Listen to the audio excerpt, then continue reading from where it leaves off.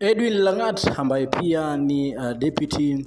IG wa polisi ameamua tu kuweza kustep aside kwa barua ambayo pia imeweza kutumwa pale katika mitandao za kijamii. Kumbuka tu Langat ambaye pia ameweza kuhusishwa kwa karibu sana na kifo cha Albert Ojwang ambaye pia aliweza kufia katika mikono ya serikali na pia mikono tu ya polisi. Kumbuka tu Langat ni mmoja wa watu ambao pia inasemekana kwamba waliweza kutumana tu Albert Ojwang aweze kushikwa baada tu ya post yake ya pale katika mtandao wa Twitter kuweza kusema kwamba Langat anatumia pesa za corruption, na baada tu pressure kutoka kwa watu katika mitandao za kijamii, Langat ameamua tu kuweza kustep aside na kusema kwamba atastep aside, aachilie kwanza kesi iweze kuendelea, uchunguzi uweze kuendelea, alafu mwisho wa siku tu ataweza kurudi. Lakini kitu ambacho pia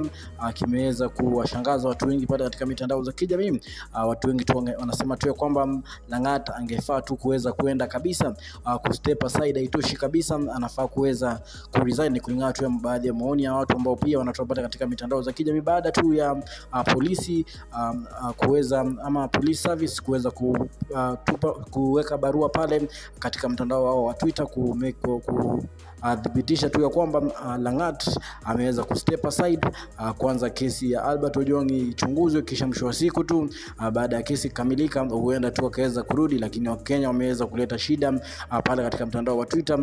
wakisema tu aweze kuresign, kwa sababu mara ya kwanza tu watu wengi wakiandamana ama wakati ambapo pia walikuwa wanafanya demonstration walikuwa wanasema tu Langat must go, na ni kitu ambacho pia inaonekana kimeweza kumpatia pressure mpaka sasa hivi ameweza kustep aside, kuacha kwanza kesi iweze kuisha, kisha mwisho wa siku ataweza kurudi. Tutakuwa na follow tu kuweza kuangalia kama ataweza kuresign baada tu ya pressure kuendelea kuincrease pale katika social media, wakimwambia tu kuweza kumwambia kwamba kustep aside haitoshi kabisa, anafaa kuweza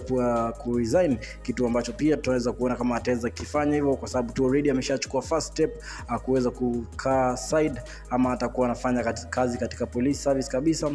mpaka tu uchunguzi wa kifo cha Albert Ojwang kiweze kuisha. Ni issue ambayo pia tutakuwa na follow pale katika social media katika Udako 254, actually kupatia story ambazo zina trend mitandaoni. Una make sure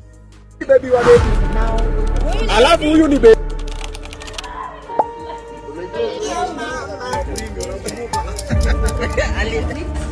what's it called, blue band?